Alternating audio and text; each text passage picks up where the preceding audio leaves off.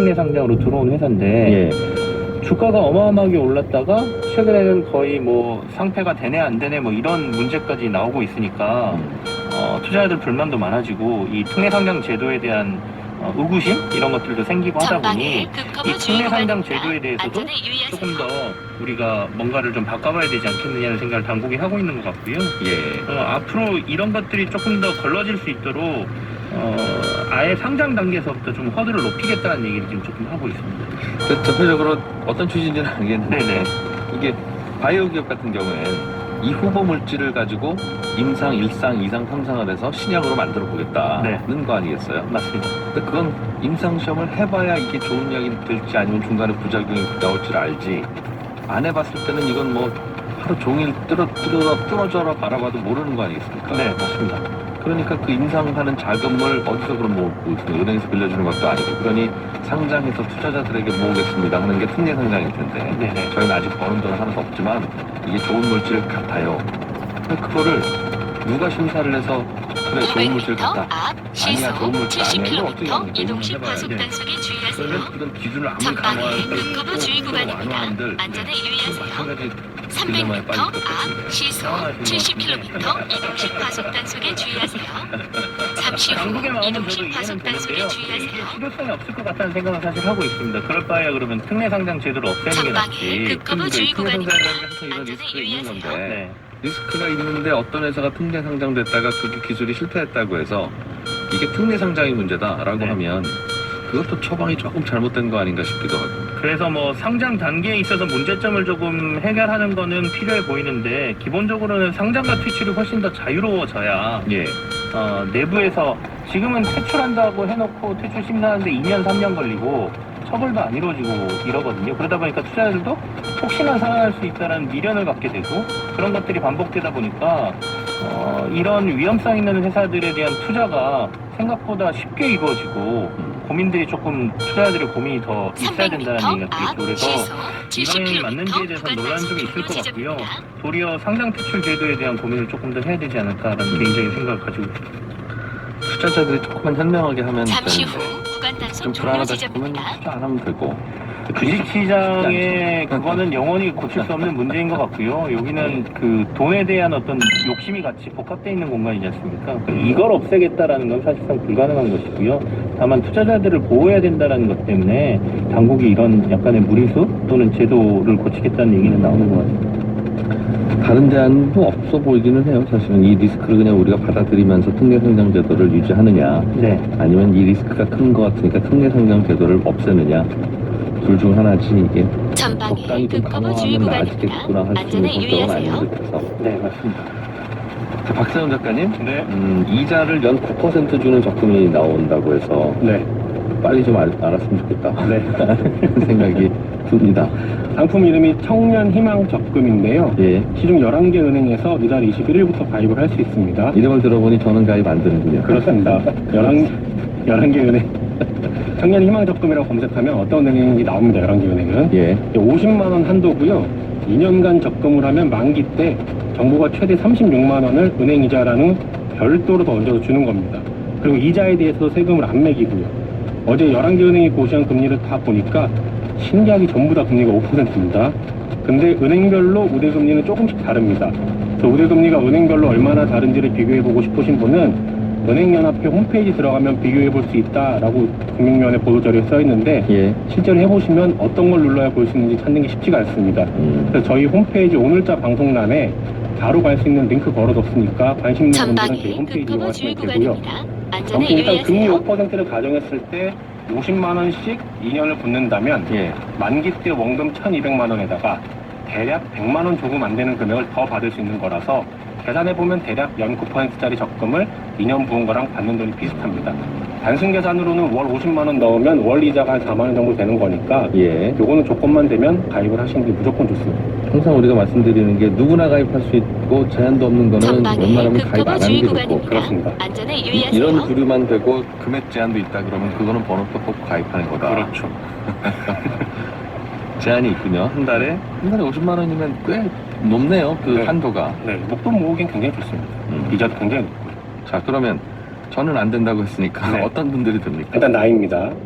적금이 출시되는 21일 기준으로 만으로 19살부터 만으로 34살까지만 가입을 할 수 있고 예. 대신에 군대 다녀온 기간은 그 기간만큼 더해줍니다. 그러니까 군대 다녀온 만 36살도 가입을 할 수 있는 거고요. 예. 나이 조건은 꽤 명확한데 이건 그냥 계산해보면 나오니까요. 나이만 맞으면 되니까. 소득 기준이 좀 애매한 부분이 있어요. 작년 1월부터 12월까지를 기준으로 해서 총 급여가 3,600만 원 이하여야만 가입이 가능합니다. 직전 연도 급여가 3,600만 원보다 낮아야 된다. 세전 기준입니다. 예. 나는 직장 안 다니고 프리랜서로 일했다 하는 분들도 있을 텐데 이런 분들은 종합소득 금액으로 2,600만 원 이하면 가능합니다. 예. 종합소득 금액이라는 건 내가 작년 1년간 번 돈에서 이런 거 저런 거 다 공제하고 난 후의 금액, 그 금액이 2,600만 원 이하면 전방에 가능합니다. 급커브 주의 구간입니다. 여기까지만 들으면 소득 기준도 안전에 꽤 명확해 유의하세요. 보이긴 하는데 애매한 부분들이 좀 있어요. 뭐냐면 일단 소득이 작년에 없었던 사람은 가입이 아예 안 됩니다. 청년 같은 경우에는 그냥 아르바이트를 하기는 하는데 네, 뭐 4대 보험을 안 떼거나 하면 그렇죠. 기록이 안 남죠. 네. 소득이 말씀하신 것처럼 소득이 있더라도 국세청에서 소득 금액 증명이 안 되는 경우, 이 경우는 가입이 안 됩니다. 이건 좀 이상해서 금융 쪽에 물어봤는데 이 정부가 지원금을 주는 건 근로를 어느 정도 하는 청년들에게 도움을 주기 위한 거다. 그래서 그렇다라는 게 금융의 답변입니다. 예. 그래서 군 복무 중인 사병들 가입 안 되고요. 대학 다니면서 과외로 공부하는 학생들도 가입 안 됩니다. 그리고 이 밖에 내가 번 돈이 기준이 되는지 아닌지 좀 애매하다는 분들 계실 텐데 예. 여기서 하나하나 다 말씀드리는 건 쉽지도 않고 말씀드리면 괜히 더 복잡해지거든요. 이게 언제 출시된다고 하셨죠? 21일 날 출시가 되고 어제부터 네. 이 상품을 앞으로 출시하는 11개 은행 앱에서 예. 미리 보기 서비스를 하고 있어요. 미리 보기를 뭘 보여주는 거예요? 300m 거기에 들어가서 앞 이것저것 시속 70km 자기 상황을 이동식 좀 과속 입력을 단속에 하면 주의하세요. 가입이 되는지 안 되는지 그거를 2, 3일 내로 문자로 알려줍니다. 그 서비스 이용하시는 게 잠시 후 훨씬 이동식 빠르고 과속 정확합니다. 단속에 주의하세요. 또 앱으로 하는 거는 불편하다 싶으신 분들은 국번 없이 1397, 예. 국번 없이 1397입니다. 여기 전화해서 물어보는 방법도 있어요. 여기 서민금융진흥원 서민금융콜센터 번호입니다. 예. 정부 예산으로 잡혀있는 게 450억 원 정도 되니까 정부가 적금 들면 정부 돈으로 이자 더 얹어준다는 뜻이네요. 그렇습니다. 예. 이 예산 떨어지면 사업 종료됩니다. 이거 가입하시려면 빨리 하시는 게 좋고 예. 정리를 하면 21일부터 시중 11개 은행에서 희망 청년 적금이라는 게 출시가 되는데 50만 원 한도로 2년간 부으면 연 9%로 이자를 준다. 그러니 가입 조건이 된다면 가입하는 게 좋다. 다만 가입 조건 중에 소득 기준은 꽤 복잡하기 때문에 어제부터 하고 있는 은행 앱 미리 보기 서비스를 이용하면 예. 가입 여부 확인할 수 있다. 입니다. 청년들이 돈 벌면서 50만 원씩 한 달에 여유 생기기가 쉽지는 않은데 사실은 그렇죠. 네, 네. 그렇긴 한데 이게 만 19살부터 34살까지 가입할 수 있다고 하니까 그럼 만 19살 될 때 가입하면 15년 동안 이런 적금을 부을 수 있다는 뜻이냐? 이건 아니고 그건 아닙니다. 중간에 급여가 3,600만 원이 넘어가는 순간 그 이듬해부터는 가입이 안 된다는 말씀이죠? 그러니까 2년짜리씩 가입하는 그냥 2년입니다. 2년. 2년씩 2년 단위로 네. 계속 저소득이면 계속 가입 자격이 되는 것이고 알겠습니다. 김현우 소장님, 네. 서울시가 주택정비사업 후보지 공모를 시작했던데 네. 이게 이름을 모아타운이라고 붙였어요. 네, 그렇습니다. 주택정비사업 후보지 공모라는 건 무슨 뜻입니까? 야, 예, 일단 뭐 이렇게 쉽게 얘기해서 여기 재개발하고 싶은 곳 손들어 보세요. 근데 그 재개발 사업의 종류가 뭐 모아타운입니다. 모아타운에는 이러한 내용들이 있으니까 요거 하고 싶은 뭐 자치구, 뭐 지역 여기에 공모하고 있으니까 지원하세요라는 건데 급커브 주의 그러니까 구간입니다. 기존의 공공 안전에 재개발하고 유의하세요. 재건축이라는 게 비슷한 것들이 있었죠. 근데 요거하고는 좀 다른 게 규모가 좀 작다. 일단 소규모 재개발 재건축이 모여 있는 그런 지역이라고 보시면 됩니다. 전방에 그러니까 일반적인 급커브 주의 재개발하고 좀 비교를 해봐야 될 것 같은데 안전에 유의하세요. 일반 재개발을 하려면 일단 여러 가지 요건을 충족해야 되지만 그 중에서도 건물의 노후도 그리고 접도율이라는 게 중요합니다. 핵심적인 부분만 말씀드리자면 기본적으로 뭐 대지 면적은 10,000제곱미터 이상이어야 되고 거기에 있는 노후 건물들이라고 한다면은 뭐 콘크리트냐 뭐냐에 따라서 다르긴 한데 한 20-30년 이상 된 건물들이 예. 전체의 3분의 2 이상을 차지를 하고 있어야 돼요. 그리고 중간중간 새 건물이 꽤 많으면 안 되고 그렇죠. 어떻게 묶든 간에 맞습니다. 그리고 이렇게 묶었어요라고 하는 게 한 2,000평밖에 안 되면 이것도 안 되고 그렇습니다. 예. 그 면적 기준 다 충족해야 되고 플러스 4m도 도로폭이 4m도 안 되는 좁은 골목. 그러니까 예. 한 차가 겨우 교행하면 진짜 몇 전방에 센치 남을 급커브 정도. 주의 예. 구간입니다. 요 정도도 안전에 안 되는 유의하세요. 좁은 골목에 접해 있는 주택이 60% 이상이어야 됩니다. 아 골목길도 좁아야 된다. 예. 그 널찍널찍한 골목길 있으면 집이 아무리 낡아도 안 돼요. 맞습니다. 그 인프라 때문에. 그래서 이 두 가지 요건을 충족하기가 쉽지 않은데 말씀해주신 대로 그 노후도가 문제거든요. 예. 그러니까 큰 면적으로 전방에 묶다 보니까 그 급커브 주의 중에는 구간입니다. 뭐 새 건물이 안전에 지어질 수도 유의하세요. 있고 그 새 건물이 지어진 것들을 다 발라내면 야 여긴 진짜 낡은 동네고 저층 주거지밖에 없는데 예. 그렇다고 새 건물을 발라낼 수도 없는 거고 또 한다고 하더라도 이 건물 새로 지은 입장에서는 기껏 돈 들여서 집 짓고 내가 새 집에 들어와서 살고 있는데 이거 예. 재개발한다 그러면 동의 얻기도 쉽지가 않을 거고요. 그럴 것 같았으면 2년 전에 하지, 나 집 짓기 전에. 그렇죠. 인테리어 다 해놨는데 이걸 부시고 다시 내가 왜 그러냐 할 수도 있는 거라서 사실 재개발이 추진 안 되는 이유가 뭐 이런 이유들도 있었거든요. 예. 그런데 이렇게 봤을 때 다른 요건들은 재개발 요건에 부합하는데 이런 신축 건물들 있어가지고 이걸 좀 잘게 쪼개면 우리 그 어렸을 때 게임 중에 테트리스라는 게임 보면 중간중간 구멍이 있어가지고 줄이 안 없어지는 경우 있잖아요. 근데 그런 구멍만 없었으면 하는 것들이죠. 네. 그래서 이걸 좀 잘게 쪼갠다. 전방에 요걸 이제 급거부 주의 모아주택의 개념이라고 구간입니다. 보시면 돼요. 안전에 그러니까 유의하세요. 1500제곱미터라고 하면 보통 한 가로 세로 40m 정도 그 이상에 되는 약 한 500평 정도의 네. 단위로. 예. 그 블록 단위로 쪼개가지고 개발하는 방식이 모아주택이라고 하고 예. 그 모아주택들 그런 블록들을 모여있는 곳이 10만 제곱미터 이내로 묶은 지역이 이제 모아타운의 개념이다. 그렇게 보시면 됩니다. 설명해 주시기에는 적어도 한 3,000평 정도 되는 옛날 단위로. 네네. 그 정도 면적이 서로 묶이고 독립도 되고 낡은 주택 비율도 맞춰야 시작이 되는데 네네. 그렇게 묶지 않으니까 이건 이래서 안 되고 저건 저렇게 안 되고 하는 문제가 있다면 네. 한 500평 정도 되는 정도로만 쪼개서. 묶어도 재개발을 할 수 있다. 네네. 재개발하는 건 밀고 아파트 짓는 게 요즘 표준이니까 그렇죠. 그렇게 된다. 네. 그러면 아파트 한 동 내지 두 동 정도 올라가는 걸 텐데. 맞습니다. 근데 그러면 그동안 그러고 나면 또 주변 개발이 또 안 되고 네. 주변을 한꺼번에 500m 쫙 하려고 하면 또 시속 새 아파트 들어섰으니까 70km 그게 안 되고. 박스형 그렇죠. 과속 단속에 그래서 주의하세요. 큰 단위로 묶었던 건데 300m 맞습니다. 앞 다시 작은 시속 단위로도 하나? 70km 작은 단위로 박스형 묶어서 과속 아까 좀 단속에 전에 말씀하신 것처럼 주의하세요. 한 동, 두 동. 그 한 동, 두 동이 좀 모여있는 조금 더 큰 블록을 잠시 후 모아타운 박스형 과속 이런 단속에 식의 개념으로 주의하세요. 묶는 겁니다. 근데 이렇게 한 동, 두 동, 기존에 있는 소규모 주택 정비 사업이라는 게 있는데 예. 두 집만 전방에 연결이 급거부 되면 주의 가능한 그 구간입니다. 개발 안전에 사업도 유의하세요. 있었어요. 근데 요거와 약간 중간 개념, 공공이 지원하는 중간 개념이라고 보시면 될 것 같은데 가장 큰 차이는 뭐냐면 기존의 자율주택 정비 사업 같은 이런 소규모 재건축 사업 같은 경우에는 요건만 충족하면 민간이 알아서 주도를 하는 겁니다. 그러니까 우리 집도 낡았고 옆집도 낡았다.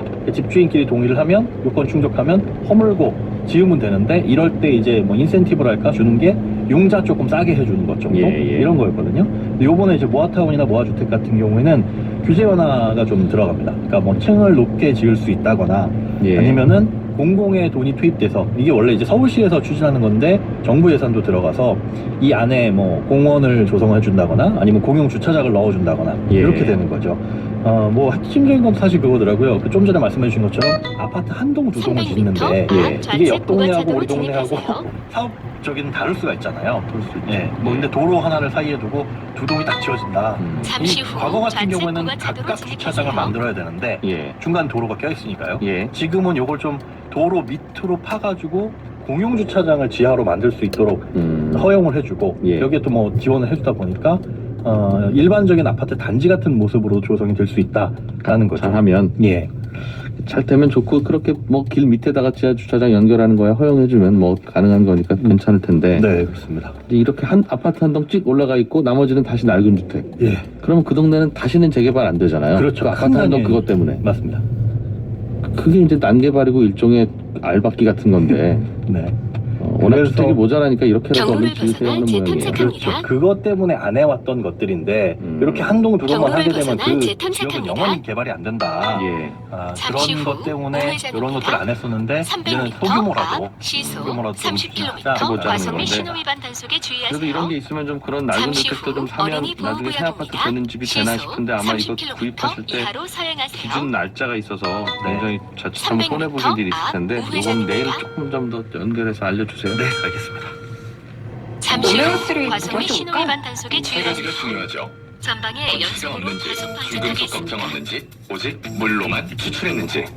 기억하세요. 100% 생물성 오메가3는 판매 신신제약 제조 코스맥스 바이오. 잠시 후 오메가3는 EPA 및 DHA 우회전입니다. 함유 유지. 건강기능식품 광고입니다. 건강한 나의 내일 행복한 나의 내일